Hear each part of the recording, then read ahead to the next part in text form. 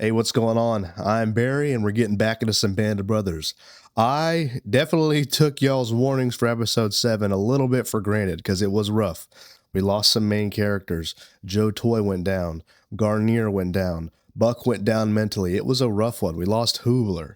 A lot of characters that we had seen since episode 1 at Camp Toccoa, we lost last episode. And I don't know if y'all watched the last one. Some of that kind of hit me deep in my military heart, especially the Buck saluting malarkey scene. That one got to me. Just pulling up the episode 8 blurb off of Google. Season 1, episode 8, The Last Patrol. Easy Company arrives in the Alsace town of Haguenau and is ordered to send a patrol across the river to take enemy prisoners. Lieutenant Jones, eager for combat experience, volunteers to lead.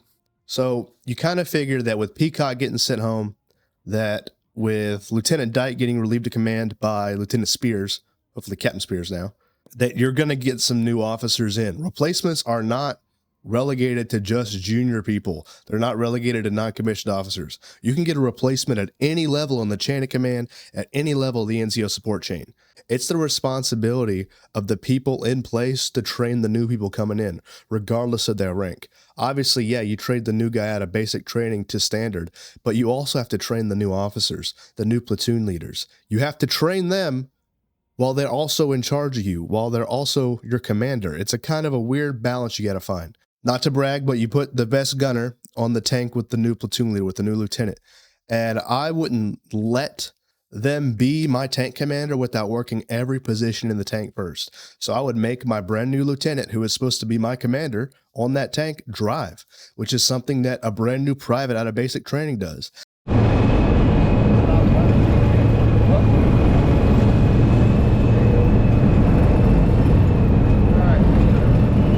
I would make my brand new lieutenant load, which is something that a brand new private out of basic training does.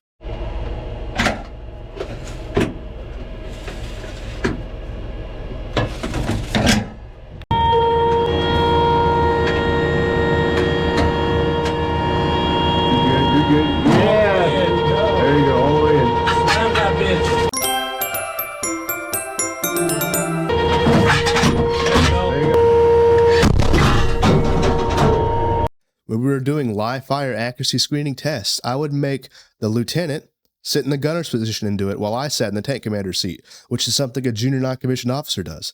Then and only then would I allow him to be my tank commander. This was honestly something that my command team supported. It was a healthy way of hazing, because hazing's not allowed, but it was a healthy way of hazing to make sure the lieutenant understands his people's jobs. So he's not making any outrageous demands, any outrageous orders of people that honestly might not be able to accomplish the job. Once he got a good warm and fuzzy for every position of the tank, and he knew, hey, this is my crew's strengths, this is my crew's weaknesses, let's kind of get this bond going, then and only then would I allow him to be my tank commander. But never had to do this in a combat environment. So Lieutenant Jones coming in, I don't know how they're going to get him warm and fuzzy when there's bullets coming at you.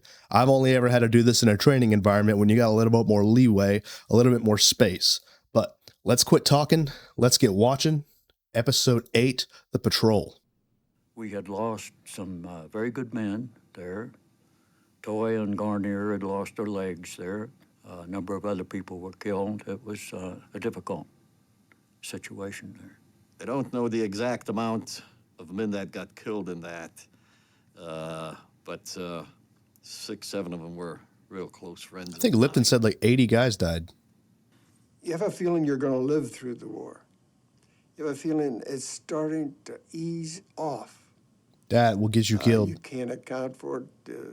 It's just a gut feeling, but everybody had that feeling. That feeling will get you hurt, man. I believe I might be able to live through it. So walk carefully. Yeah. Take care of yourself. Complacency will get you killed, and it will get people hurt.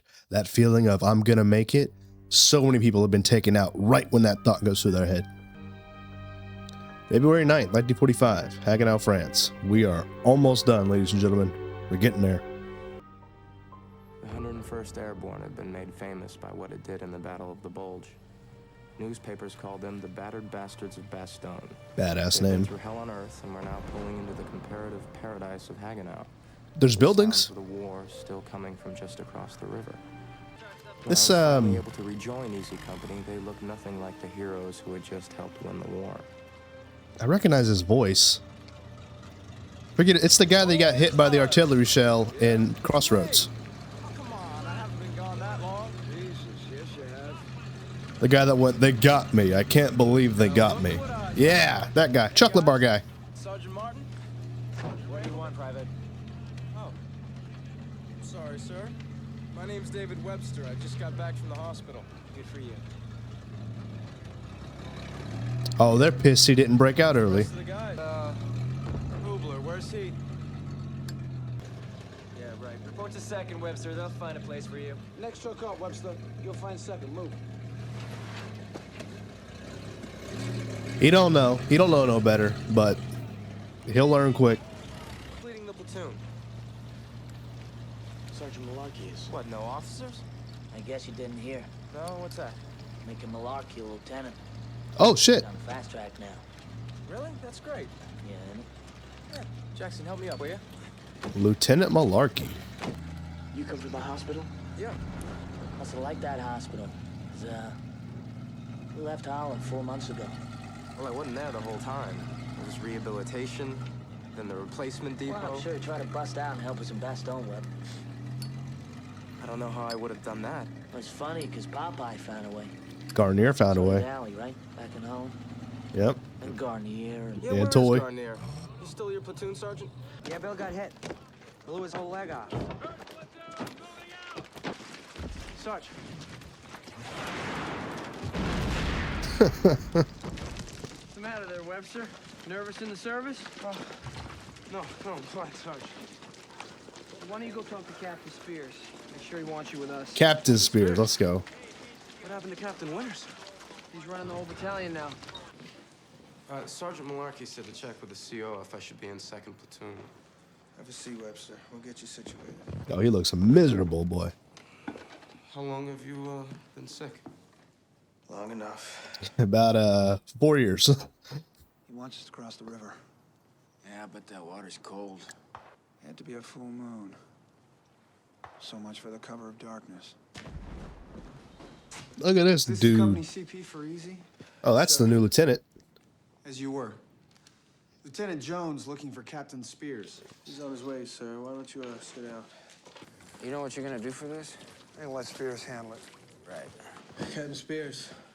Sir, this is Lieutenant Jones. Listen, for Christ's sake, will you go back in the back and sack out? There's some beds back there with fresh sheet. Listen up. Regiment wants patrol for prisoners. Since the river is the main line of resistance, we're gonna have to cross it to get to them. What do we need to do? There's a 3-story building on the enemy side, up the embankment. We know it's occupied. You can have 15 men. Think very hard about who you want to lead the patrol. Want this one to be as foolproof and as safe as possible. Yeah, don't take any chances on this one. We're too far along for that. Oh, Speirs got it. Speirs got it covered. Who are you? Lieutenant Jones, sir. Right, our West Pointer. Oh, no. Yes, sir. When'd you graduate? June 6th, sir. June 6th? D-Day. Of last year? D-Day, yes, sir. I'd like to volunteer for the patrol. Hell no. Speirs, talk to you in an hour. Yeah, hell no. Honestly, sir, most of the NCOs could use a rest. Captain, request permission to go on the patrol. Brother. There's your answer. No. Yeah, you will get people killed. Your first op cannot be a nighttime raid across a river. Tell Heffron, Ramirez, and McClung they're going. Yes, sir. Webster. Sir, I'm Private Webster from 1st Platoon. I just got back from the hospital, and Lieutenant Foley told me to go to 2nd, but Sergeant Malarkey said... Fine, second.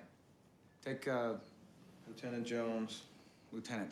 Maybe at least let the LT go, but not in a leadership role. He needs to just fall in. Because you got to get him some experience somehow. You can't just be like, oh, well, he's not experienced. You got to get him up to date and up to skill real quick. Webster? That's right. How you doing, Sergeant Kane? Hey, Webster. Hey, Sergeant. Hey, look what we just scrounged. We got some spuds. Hey, Taters. you too. This way. Wait. That's incoming. Close incoming. He's lucky he didn't get killed. Wait. It was Heffron, McClung, Ramirez. Come on, right. That's why you always have pen and paper on you.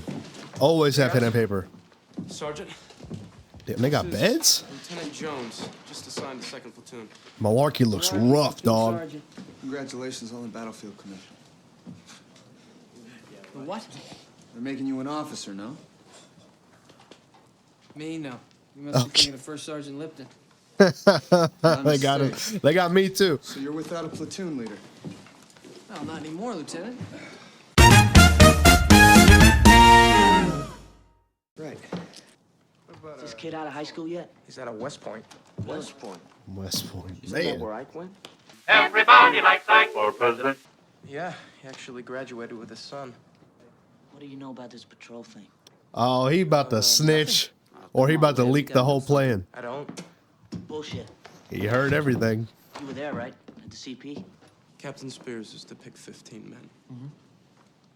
Lieutenant Jones wants to be one of them. Yeah, we dodged some mortars on our way in. Oh, did you?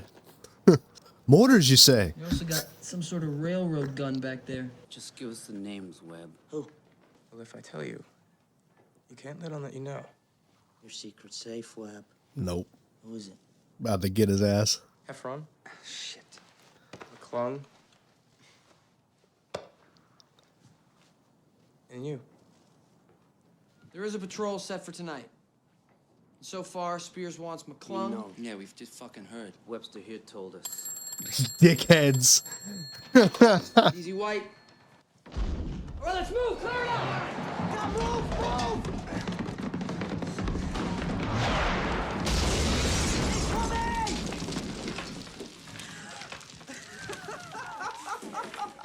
Embrace the suck, man.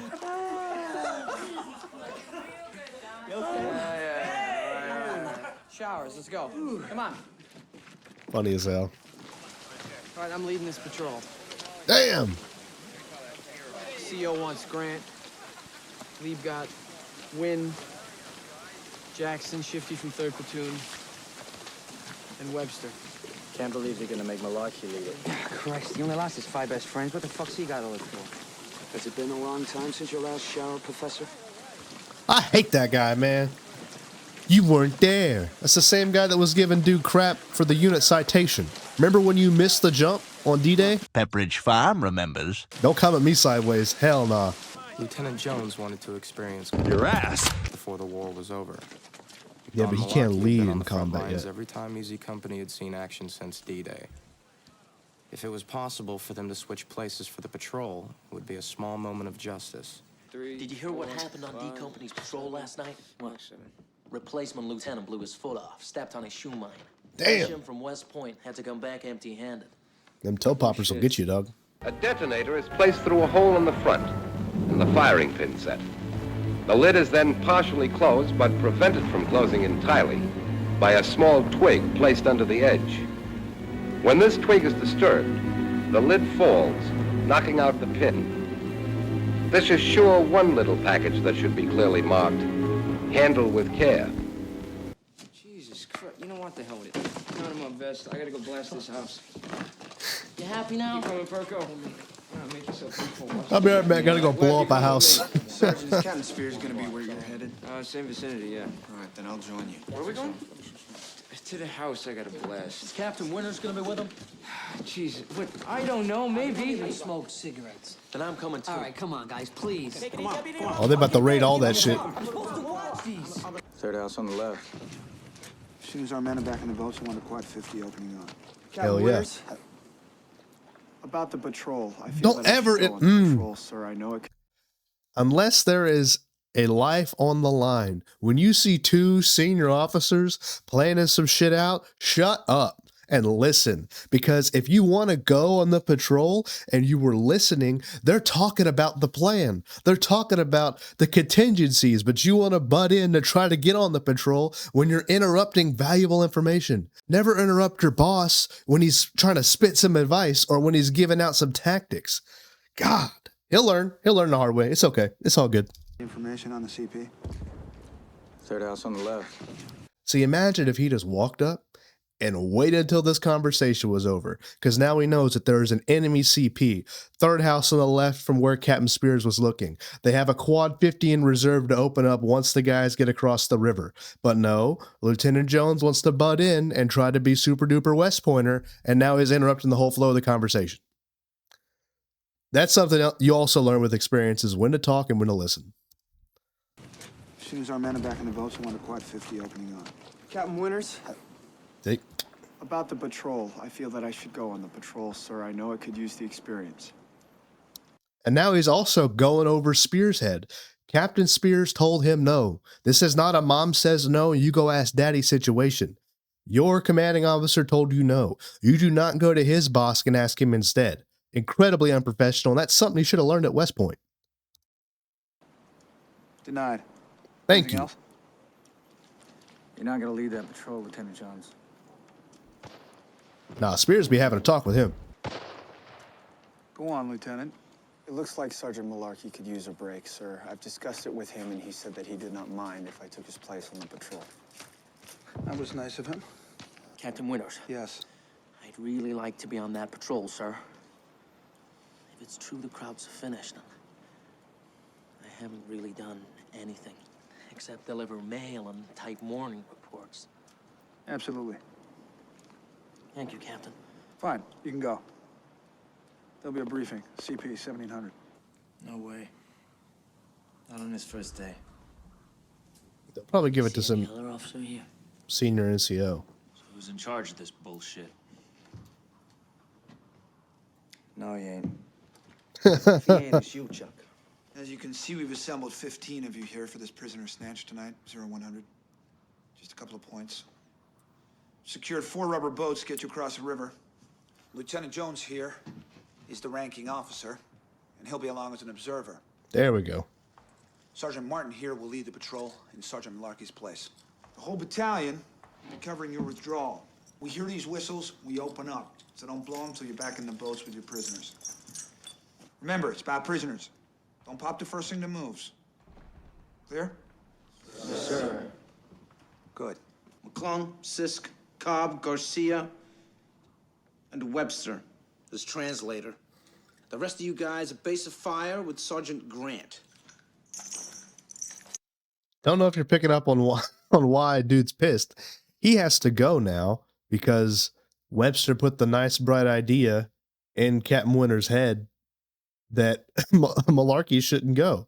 So now the lieutenant gets to go, and Sergeant Martin has to jump in and replace Malarkey, which I'm sure Sergeant Martin isn't mad at Malarkey for. Malarkey obviously deserves a little bit of a time off, but he knows where the idea came from. That's why he's dead-eyeing Webster the whole time. That's why he put Webster on the assault team.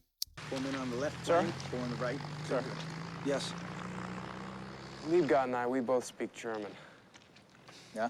You said 15 men. There's 16 of us, including 2 translators. Fine. Hey, Liebgott, you want to sit this one out? Yes, sir. Good looks from Webster. Buddy? There we go. Thank you, sir. Good looks. Yeah. Anyway, Val. You set for tonight? I'm ready. Those crowds are gonna catch some hell. So I hear. I'm not personally going in. Martin, right? Martin and McClung. Supposed to stay in the rear and give them cover. There you go. Best place to be. You got to crawl, walk, run, this type of stuff. Can't have him kicking the first door down. I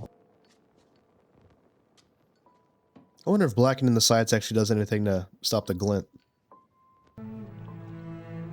Full moon with barely any clouds and flares. Yeah, it's basically daytime.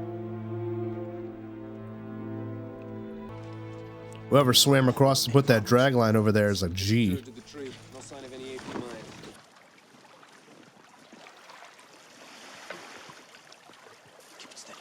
This would suck.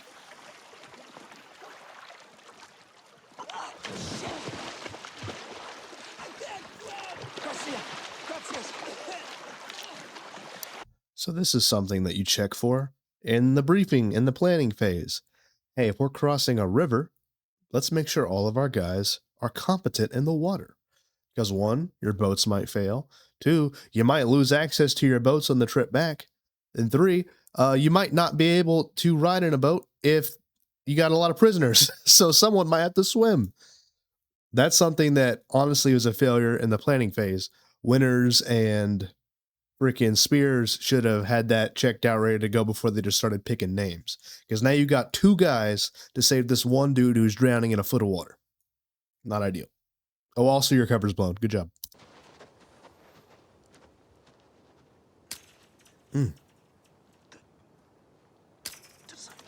See the cans hanging too to try to make noise traps?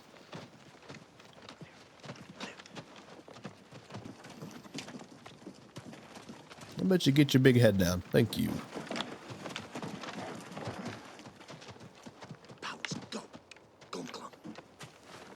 Hey, we got Shifty though. Shifty will put a freaking dot on someone's head.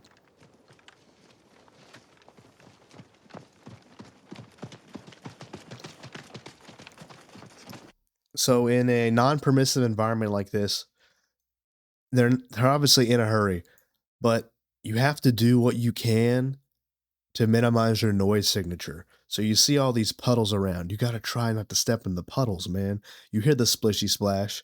If there's any non-packed snow, that crunch can be heard for what feels like miles through the woods in these abandoned towns. They need to be choosing how they're walking, like they're being deliberate, which is great, but you got to trade a little bit of speed for a little bit of stealth. Otherwise, you're going to get heard. These Germans, you know, they're on 10s too. Just wait for someone to try to come across the river. Being a little too loud, but it is about speed as well. So I get what they're doing.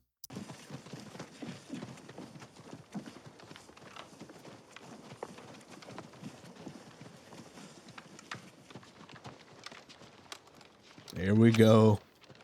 Boom tubes up.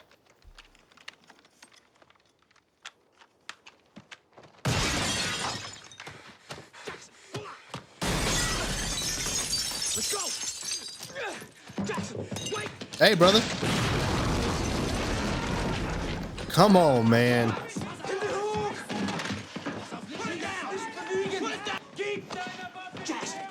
Oh, he blew half his face off.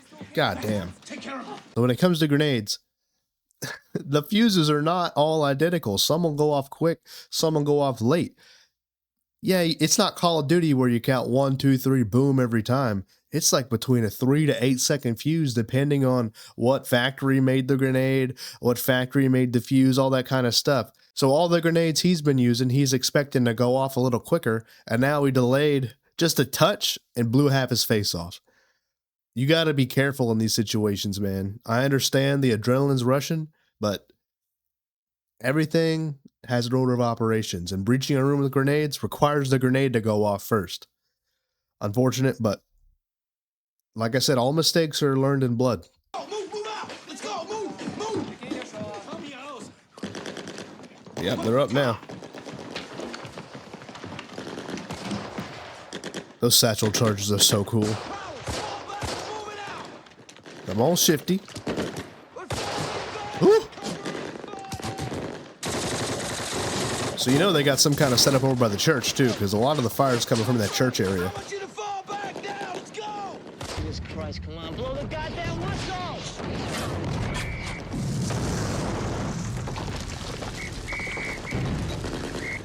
There we go. Oh, it's just one. 130. There's the 50s. Fuck that. Just swim. Just swim, dog. You warm up when you get over there.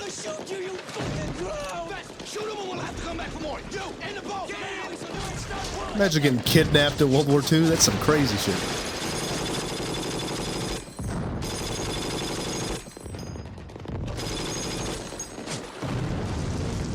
Of course, they did a freaking hypotenuse instead of just going straight across.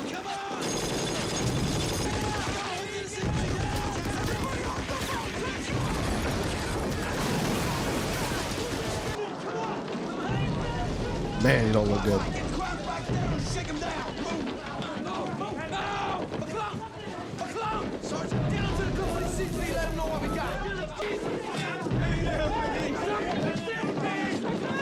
Grab them legs, bro. Jackson, listen, you have to calm down or we can't help you. Sit down. Buddy, everything's fine. Everything's fine. Hey, gotta get him out. Get him out. Get him out.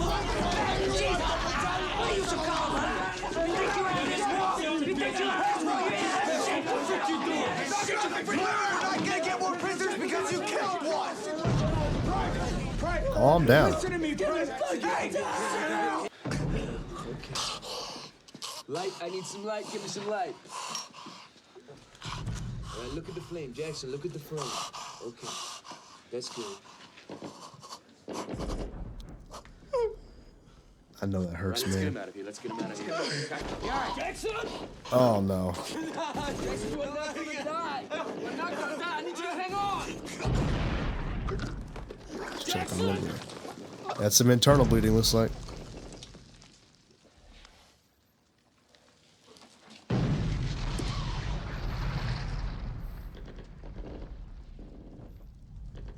You need to get those Germans out of here.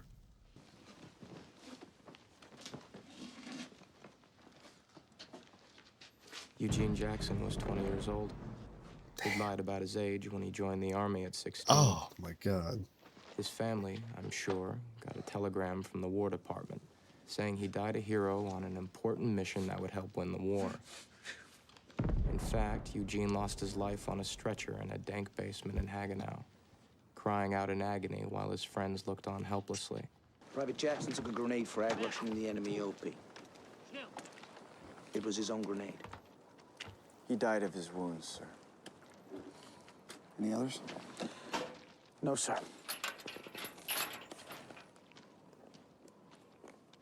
Well executed. It's not your fault. Just because he didn't cause that guy's death does not mean it's not going to weigh on his shoulders heavily. That was still one of his men.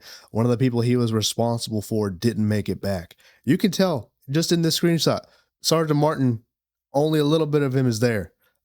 The rest of him is in the back of his mind coping with that. And that was a hell of a baptism by fire for Lieutenant Jones. Oh, man. I wonder how they're going to weave him into the story some more. Because he got his blood. He got his feet wet. What you looking at, Webster? Here we go.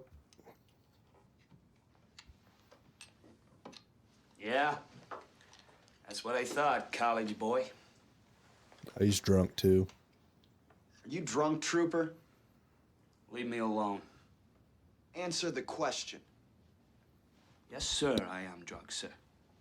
Taking orders. Hey, cop, shut up. There we It's go. boring, okay? Taking the side, Johnny? Johnny about to have a problem. Yeah, Here we go. I am. So he knows we lost a man? Yeah, he knows. He also knows he picked up 2 prisoners who talked. About what? OB, supply trouble, Hitler's favorite color. I don't know. None of it gets us across the river. Yeah. What's the point? Y'all did a damn fine job on a tough mission last night. I want to wish you good luck tonight, because I'd be expecting more of the same. Have you briefed the men? Just on our way, sir. So I'll brief him now, sir? No. No, I'll do it. Good leader, man. Man, Winters is a good leader. Any moment now, the outpost we hit last night will go up in flames. Martin? Yes, sir. Means we'd have to venture farther into town this time. Captain Speirs, you have the map, please? Yeah, Sergeant Grant. We recovered all the boats, so we'll be setting off from the same place we did last night. We're not changing the plan any, sir. No. Plan's the same. It's not smart. 200 hours instead of 100. Is that clear? Yes, sir. Okay.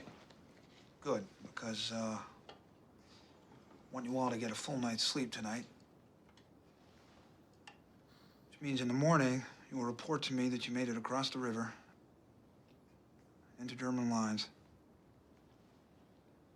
We're unable to secure any live prisoners. Winters is a G. Do you know what the amount of risk he is putting on his shoulders by organizing this white lie where they obviously, the prisoners they picked up, he determined were not going to be worth the lives of any more of his men. So having them go on patrol and instead just get some sleep, oh man, I admire that heavily. Because if he gets caught doing that, career suicide, no longer battalion commander, he's going to be sent somewhere to be sad. It's kind of like a zonk. If y'all have ever been in the military, when you get zonked for PT, you know, you're about to do some hard PT and a sergeant major comes out and zonks you and you just run to your car. I'm not going to explain that one. Either you know, you don't, or Google. But he understood that the ends did not justify the means, because the command team's the one writing the letters home. You heard how Webster felt that they got a letter saying that his son died in the war effort when really he died screaming on a table in a basement in Haguenau. This is something that Jones need to pay attention to, and thankfully he's learning to listen more. He's not wanting to butt in all the time. He knows when to speak a little bit, like when Buddy was getting belligerent when he was drunk. Other than that, observe. One of the 8 troop leading procedures in the military, the last step is supervise and refine. All right? Step back. Watch how it works. Winters made battalion commander as a captain for a reason. Lieutenant Jones should be observing his behavior meticulously. Understand? Sir.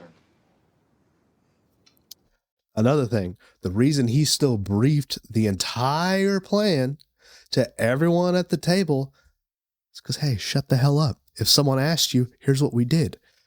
The initial, we started off at the same spot at 02. We had to go deeper into town. Weren't able to get no prisoners. That's why he pulled out the map, briefed everyone on the places we'd have to go, where they're starting, where they're ending, and what time. So in case they are asked by anyone higher up, say Colonel Sink wants to come down and speak to the guys, they know roughly what they need to say. They can't just say, because then you're going to get found out. Good job, Winters. Good job. And good job on the guys for picking up what he's putting down. Look sharp for tomorrow. Moving off the line. See? And he knew this mission was not worth it at all. Moving off the line.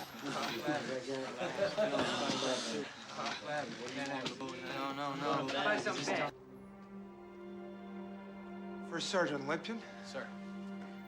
Your honorable discharge as an enlisted man. Let's go. Battlefield commission as a second lieutenant. Let's go, Lip. Hey, pal. Congratulations, Corbett. Lieutenant Jones, the regiment has seen fit to promote you to first lieutenant. There we go. Want you on staff up there. Oh, congrats. Now get out. Congratulations. Which officers need staff experience too, as much as they need combat experience. They got to get both. Word was Captain Nixon wrote up a bogus report and regiment never got wise. Oh, before I forget, Colonel Sink's a bit unhappy with the appearance of your uniform. He says it's not befitting to your rank. Major time.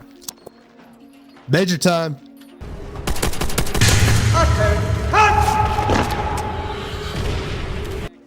Oak leaves.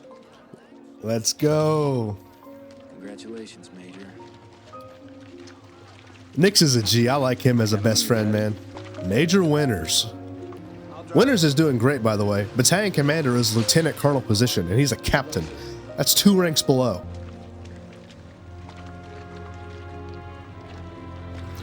That's one of those relationships where you don't see that person for another 10 years, and then you meet back up at a duty station. You're a first sergeant, and he's some battalion commander somewhere, and then you're homies, and then you can run the hell out of a unit. I like that. I like seeing these relationships foster between junior officers and junior enlisted soldiers. I wondered if people back home would ever know what it cost the soldiers to win this war. In America, things were already beginning to look like peacetime. The standard of living was on the rise. Racetracks and nightclubs were booming. You couldn't get a hotel room in Miami Beach, it was so crowded.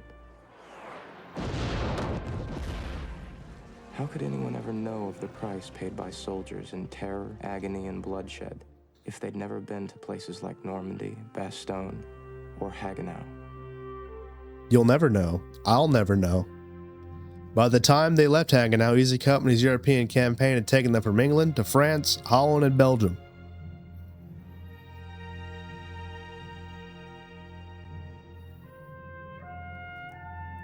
Soon they would be entering Germany, about to cross the Rhine. I'd like to reflect on that little last bit from Webster. How would anyone know what it's like? Unless you were there in that particular environment, you will never know. My generation will never know what it was like to be in Desert Storm. Vietnam guys will never know what World War II is like, what World War I was like, Civil War, etc., etc. You will never know. No matter how many good documentaries are made, no matter how many good memoirs are written, no matter how many good first-hand interviews are done, you will never know. All you can do is be thankful and try to recognize the sacrifice as best you can. You don't have to know, but you do have to be grateful and use the opportunities given to you by the ones that do know. That's what's most important. Try your best to be understanding. A lot of those experiences that we'll never know about are going to mess some people up, are going to hurt a lot of people mentally and physically. So you have to be compassionate as well while being understanding. That's all I want to say about that. I really liked Webster's narration this episode. I liked the dichotomy between a brand new officer out of West Point trying to get his feet wet and a guy coming back from the hospital who was already in the unit before. Webster made the jump into Normandy. He made the jump in Market Garden, but since he missed Bastogne, he was seen as a stranger again, like another replacement. Meanwhile, you have a real replacement, Lieutenant Jones, who is really trying way too hard in the beginning to get his feet wet, to get his shoes dirty. And it was honestly starting to tick me off a little bit, but that's something that can be nipped in the bud by appropriate leadership. Good thing he was able to get on that mission in the end. He got himself some combat experience, got a promotion out of it. Now he's going to go work staff up at regimental headquarters, which it's important. Just as much as combat experience is important, you got to learn how to handle stuff big picture as well. So hopefully Lieutenant Jones gets on his merry way. He seemed to have made a couple friends down there at the unit. Good for him. That has been episode 8, The Last Patrol of Band of Brothers. I've been enjoying this series so much, man. I've been learning a lot.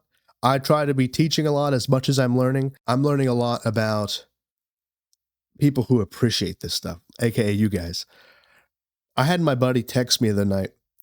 He was just going through my videos, just seeing what was up, because he's not keeping 100% tabs on me, but he has never seen.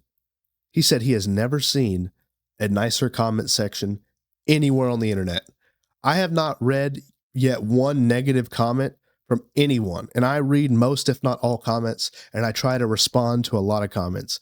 The compassion from you guys is insane. My first upload was December 7th, and we're currently at 8,737 subscribers. On track to break 9K tonight. Possibly going to hit 10K by New Year's Day or the day after.